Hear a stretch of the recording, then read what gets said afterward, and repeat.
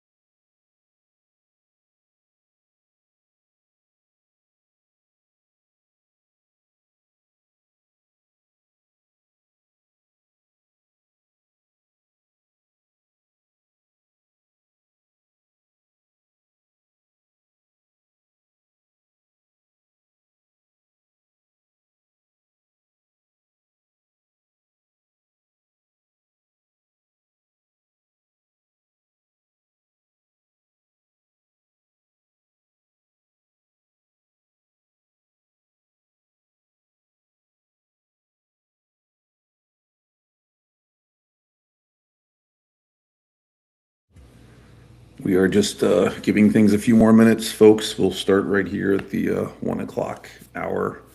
Figured nobody's got anything else going on right now, so hey, we'll just sit around for a few minutes and see what happens.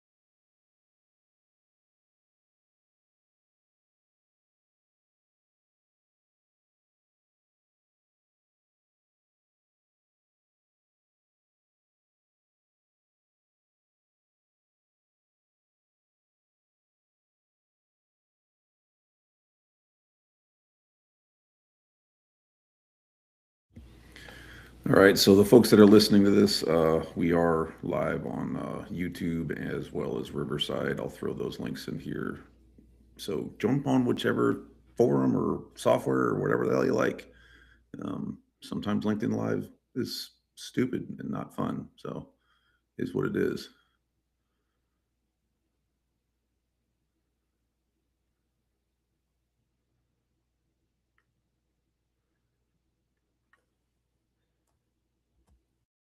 Software or whatever the hell you like.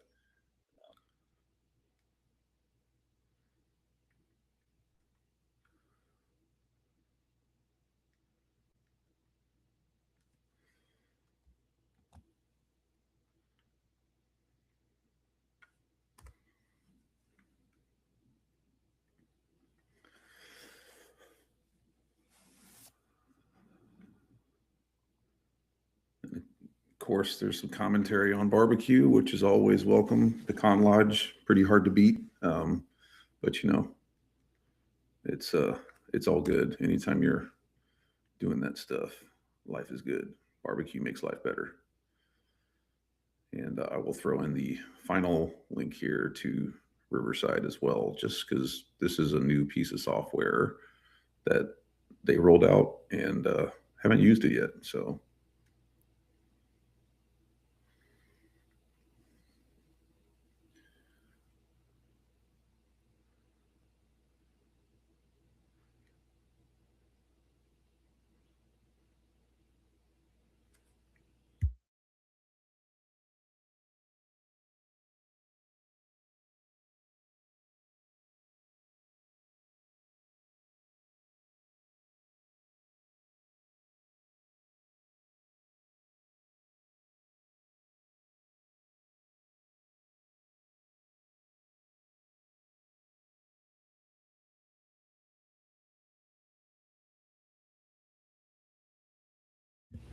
said sorry. That opens up lots of browser windows, and we all know Chrome doesn't deal well with many browser windows, even though that's the system that we're literally supposed to use. But hey, what you gonna do? Okie dokie. Let's go back here. And of course, LinkedIn is being slow like usual.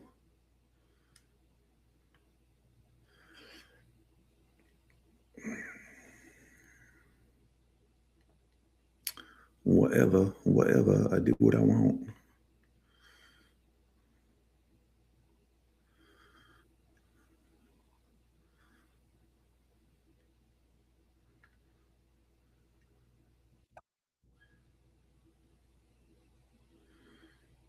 All right, we are T minus 1 minute here, folks.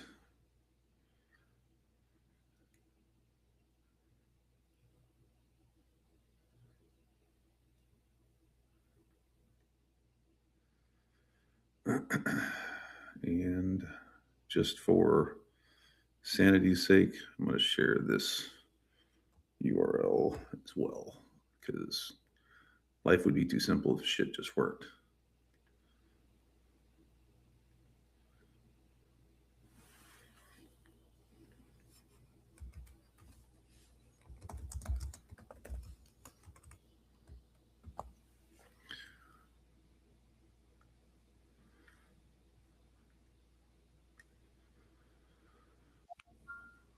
Doo-doo.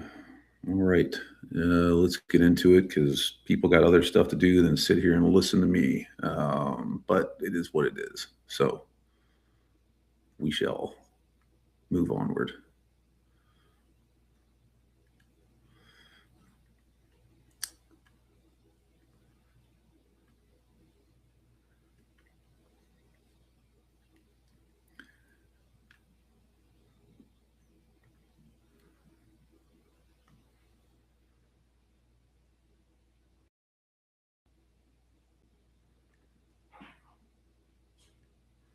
All right, great. Well, hopefully you're hearing this. My name is Chase Cunningham or Dr. Cunningham or Dr. Zero Trust, whatever.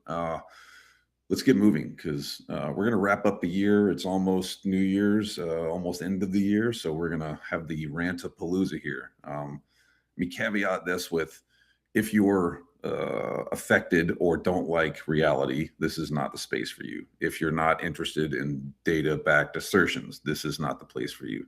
If you're a PR team from a vendor that's going to get your panties in a twist because you think that people telling the truth based on data and research is something that someone shouldn't do, this is not the place for you. And don't send me a cease and desist letter. I've got a bunch of them. I don't need more. And if you have a problem with occasional profanity, this is probably not a place for you. So if you don't fall into any of those categories, welcome aboard. Let's run through 2025, and data is the key of all things. So let's start with 2025, the reality check. Here's the data that we should actually be focused on. Ransomware surge and critical sector impact. And all this data is available. I'm glad to provide people with links and research, whatever. I don't put anything out there that I have not explicitly done research into. So that's why I said earlier with my little caveat, if you're a vendor that doesn't like the truth, go away. In 2025, 4,701 ransomware incidents were recorded. And this is in the US, up sharply from the prior years. 50% hit critical infrastructure such as healthcare, energy, and transportation. Those attacks are aimed at disrupting essential services and are a risk to public safety. 4,701. There's an implication here. Traditional defenses fail to contain ransomware. Yes, this is very, very true. Guess what? ZT segmentation, isolation, all the things we talk about strategically would help limit the blast radius. But hey, keep doing what you're doing because it's working really well. Huge financial impact. Costs are still sky high. The average cost of a breach remained about $5 million globally, with US breaches averaging over 10. So we're doing better than everybody else by 2. Yes. Credentials and human element dominate breaches. Well, there's a shocker. That's never happened in the history of everything, even though that's been the same thing for years. 88% of basic web app attacks leverage stolen credentials. There you have it. Weak and reused passwords were pervasive. Estimates show that 84% of users reuse passwords and 94% of breached passwords were duplicates. Now, I will not be a person that sits in front of anyone and says, I don't reuse passwords. I reuse passwords, but I have a password manager. And the password manager makes sure that the passwords I do reuse are pretty solid. Oh, and by the way, I turn on MFA every chance that I can. And additionally, I don't really worry about the password stuff because it's handled by a piece of software. On my count, I had over 400 accounts. There's no way a human being could possibly keep up with all the passwords for that, especially if they're 12 digits and creds and everything else or longer. Use a password manager. Don't be a moron. Like, it's not that hard. Detection and response lags. Bad actors get months. This might throw you off a little bit here. In 2025, the average breach took over 181 days to identify and 241 days to contain. Yes, that speaks to the value proposition for architecture and detection and engineering and all those things. Cloud and misconfiguration are still huge. As much as 82% of breaches involve data stored in the cloud. There's some interesting stuff for you. 23 to 27% of cloud incidents are due to misconfiguration. Literally, you just misconfigured something and things go sideways, okay? That's something that's very solvable. Most systems nowadays will basically check for those default misconfigurations. Cybercrime costs continue to grow astronomically. Cybercrime was projected to cost businesses about $10 trillion by 2025. It's actually closer to 11. And that's not billion or million, that's trillion, right? The data and the numbers there are just staggering. Market growth versus the risk gap. Cybersecurity market has been growing rapidly every year, 227, 299, CAGR is about 17%, but spending for the space has not correlated with improved breach outcomes. What does this mean? We're dumping money into the wrong things. Expense and depth is still a very, very real problem. So there you go. AI-driven attacks and governance gaps. A significant portion of breaches involved AI-augmented attack techniques. Well, if you come up with a technology that basically democratizes the ability to know how to do things, people are going to use it for malicious purposes. In the history of humankind, anytime you come up with a piece of tech, someone finds a way to use it for something bad. That is just the nature of how humans function. If you got a shovel, someone will say, well, gosh, I could pound that into a sword. I mean, that just is. AI is only making it quicker, better, faster. Yes. So I could give you those data points as well, but there you go. So really, if you're talking about strategic stuff that would make a difference, here's what people should focus on. Reducing the attack surface. That's microsegmentation, that's misconfiguration checks, that's API security, things like that. Detection and response. I would argue that this is probably even better around resilience and recovery. and stronger identity. Identity should not continue to be the problem that we have. Like, it is not that hard of a problem to solve to take care of identity management in the context of cyber. Um, you use a password manager, you use an IDP, you use federated identity, all those things. None of this stuff is exceptionally difficult, but we're relying on people not to be people, and we're thinking that we're going to get it right. That is dumb. That's not the right way that things go. Do something different. Like, don't be an idiot. Okay, on top of that, let's go look at some of the other cyber things that we should have paid attention to this year. Yeah, that are kind of hilarious, but also kind of concerning. This is my top 10. I'm going to give you the top 10 vendor fails here in a minute as well. But let's start with kind of the general market top 10.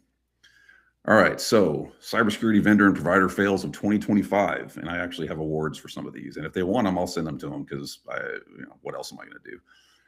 The Trusted Defender Betrayed Award. Cybersecurity vendors hit by a SalesLoft Drift supply chain breach. In August of 2025, attackers compromised SalesLoft Drift integration, which we read about.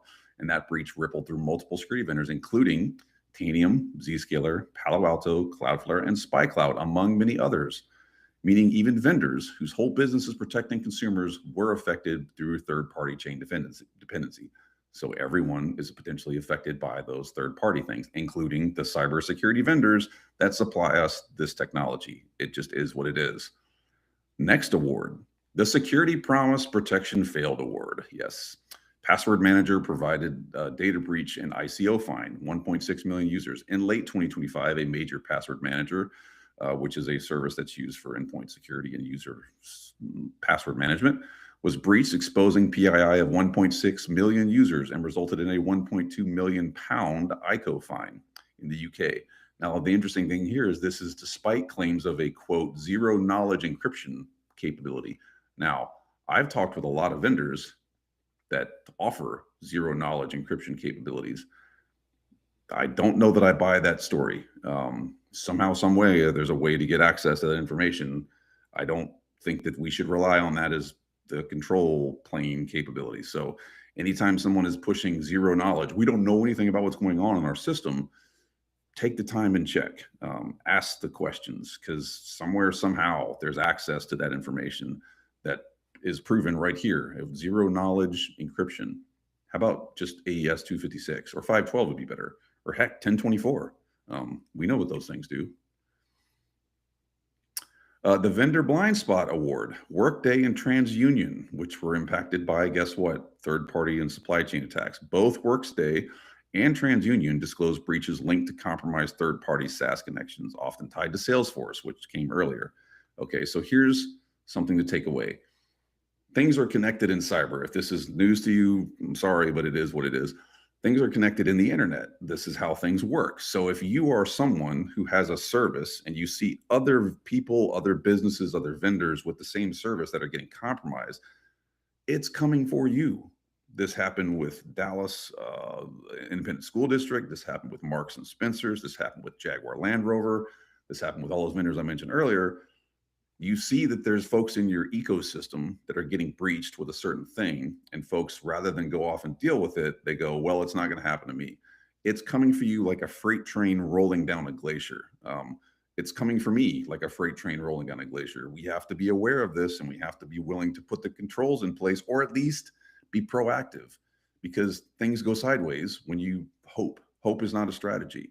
And there's so much evidence, if you look at this through the course of the recent history, that it just follows the path of least resistance, and ultimately folks wind up being held responsible for it at the end when they could have done something pretty easily. The Credential Reuse Shocker Award, which is an ecosystem fail. 2025 saw billions of credentials circulating on underground forums. Mine are there. I've seen the reports from Google, like you guys are there. Like, they're, statistically speaking, you can't exist on planet Earth and not have a cred breached. High-profile platforms, even cloud provider admin consoles, the widespread credential reuse crisis harmed many security vendors. I don't necessarily agree with the concept of identity as the new perimeter. I think identity is the mechanism around which architecture and infrastructure should rotate, if you want to call it that today. Take care of identity, and other stuff gets easier. And identity is a very solvable problem. There's a lot of good providers that have capabilities that fit that need that are out there right now. It ain't that difficult. The AI misuse wake-up call. AI-powered attacks are continuing to grow. Some 2025 incident summaries pointed to sophisticated AI automated attacks that effectively probed and exploited security tooling logic flaws. So again, back to the AI thing, the days of you having to be a computer scientist or a researcher or someone that knows code intricately or things like that are over. Between vibe coding and ChatGPT and Perplexity and all the other systems out there, anyone with a brain and fingers can have nation state level capabilities if they're willing to dedicate the time to build that thing. And anytime that some AI system, ChatGPT, Perplexity, whoever is telling you that they have the guardrails around it, they don't. They've probably tried to put some guardrails around it, but if you know how to ask the right questions, the system will give you the right response. Don't rely on that to be the thing. It's not going to work. Okay, so recurring architecture problems. Here's things to solve for. Over trusted integrations and APIs and tokens. Take care of that. Identity, identity, identity, passwords, password managers, biometrics, verifiable credentials, all those things. SaaS is awesome, but SaaS is a risk, and there's lots of integration and lots of third parties in there. So you better know what's going on so that you have the capability to understand. And again, if you happen to see like this cascading failure coming your way, and you're still sitting there going like, I don't think it's going to hit us, you're probably not doing the things you need to do to be ahead of that problem. Marks and Spencer's, which led to Land Rover. I mean, look at Qantas. They were ignoring stuff that happened over on airline systems in the US. These things are networked and connected together. It's cascading failure. It's just cascading failure, not where it's taking systems out. It's just crawling through the infrastructure to get towards that next piece. It just is what it is. Okay, so I'm going to move into some of the other sides of this, and let's keep moving forward. Yes, here we go. So let's talk about the vendor stuff, because vendors are not immune from cybersecurity issues. Let's start with CrowdStrike, which is the obvious giant elephant in the room. The date was July 2024. Impact: 8.5 million Windows systems crashed globally. Blue screen of death loops took down airlines, hospitals, banks, and even entire governments. Root cause: botched automatic config pushed to endpoint sensor kernel module. Very simple stuff. Yeah. Economic damage: billions. Delta Airlines has filed a ginormous lawsuit at them. If you want to talk about the ZT approach here that stood out: lack of stage rollout, no fail safes, overprivileged system level access, insufficient validation before deployment. Yes, award is the kernel level knockout. And this is when your security tool becomes a threat vector. So congratulations, CrowdStrike, you win the kernel level knockout award from me. That and $1 will buy you a Coke. SalesLoft plus Drift Supply Chain, which is the vendor cascade. Again, this is August 2025. Dozens of security vendors, Tanium, Zscaler, Cloudflare, others impacted by compromised third-party applications. The fails that they had there were trusted third-party tokens and excessive access, lack of segmentation inside of federated SaaS environments, which if they're selling you segmentation, why the hell weren't they putting it in place? And then no behavioral baselining or anomaly detection. The award that I'm going to give them here is the Trusted Defender Betrayed, right? When your vendors breach you. So there you go. You guys win that award from me. Yeah. Let's go a little further into these last few here. So I want to back up and make sure that we have the right awards we're giving out. Where was that one? Yes. For Workday and TransUnion, what I talked about a minute ago. Unauthorized data access via integration with Salesforce style platforms. Root cause was third-party SaaS, OAuth integration, etc. There was no microsegmentation across API trust boundaries, failure to audit and restrict token scopes, which is a privilege thing, and then lack of access logging and transparency. Super. The award we're giving there is the vendor blind spot, when your CRM knows too much, but you don't know what your CRM knows. So there you go. You guys get the vendor blind spot award. Credential reuse epidemic. This is huge. We're just going to call this award the I've ignored everything in the history of everything award, because I don't know how you can not know that creds are a giant problem in cyber and that this has to be fixed.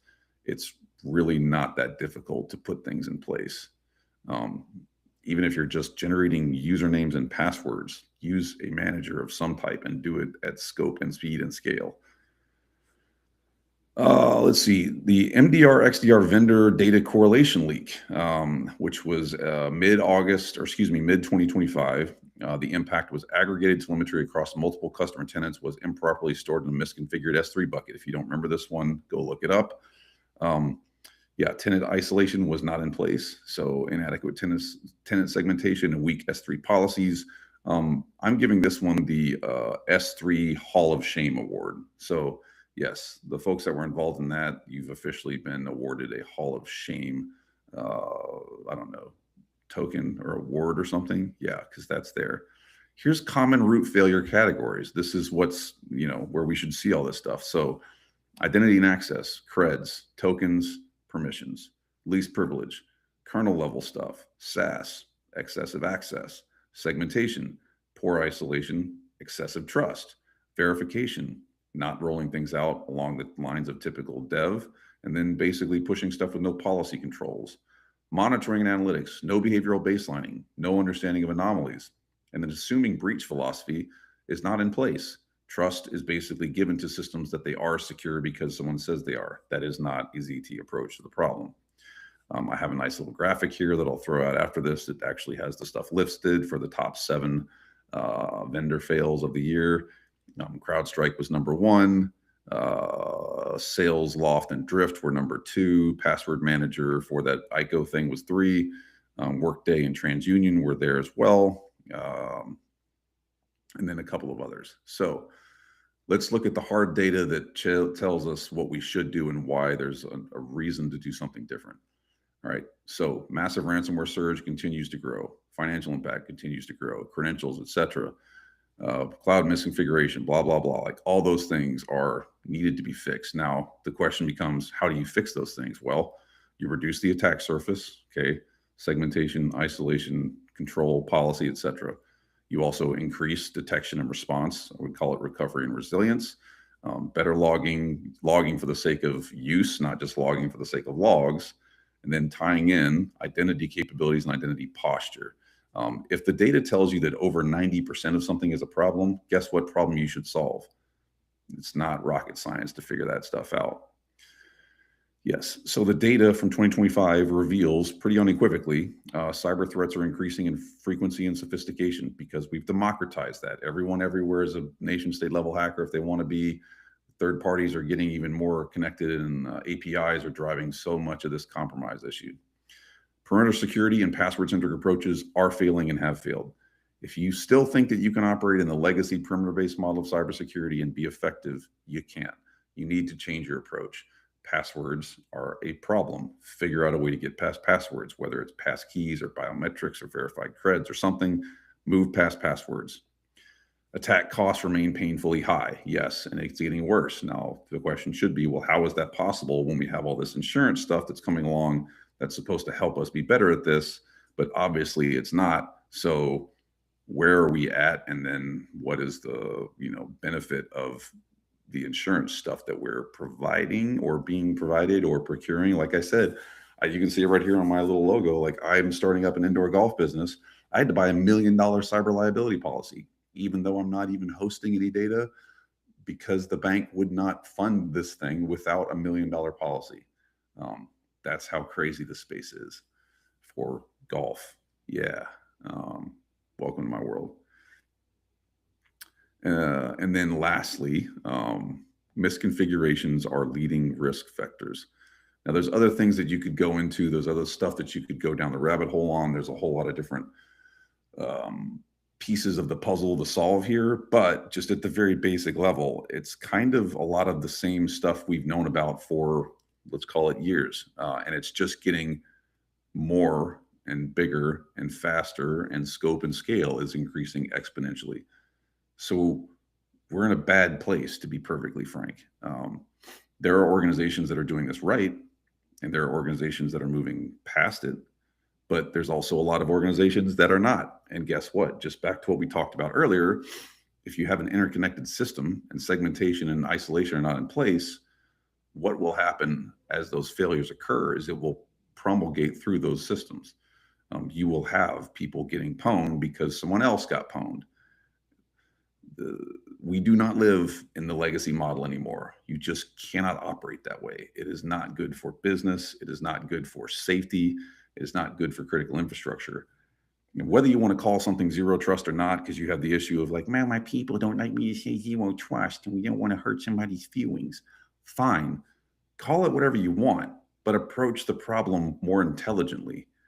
You have an entire sector of this industry that is built around people doing research to publish metrics to tell you what the problem is and where the problem lies. And then people try and go off and solve the problem counterintuitively to what the data and the research and the metrics suggest. That does not make any sense. Like, that is the definition of stupid. Why is that even possible? If you're someone who is not in cyber, let's say you're a CEO or CSO or strategy person, not security person, and you're trying to run things, you should be able to ask people very cut and dry, very simplistic questions about our cybersecurity strategy and policy. And if those people that you've put in place to solve those problems for you cannot answer that question simply, they're probably part of the problem. It is okay to be in a place where you're trying to architect your way through this. No problem. It is not okay to sit around and go, hey, we don't know what to do. We know what to do. Okay. You have an entire giant industry that is built to solve this problem, billions of dollars a year going into it. And still people are questioning, what do we do? It is not a crazy difficult problem to solve here. I have metrics that I put out before that showed folks we've spent more money to solve cybersecurity than we have to cure childhood cancer in the same time frame. That's mind-boggling. Shouldn't be that way. Now, like, a couple more takeaways, because it's the end of the year, is number one,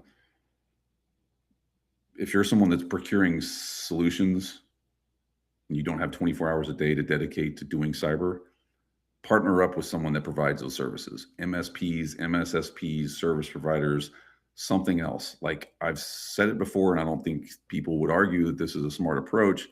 Like, I run a small business.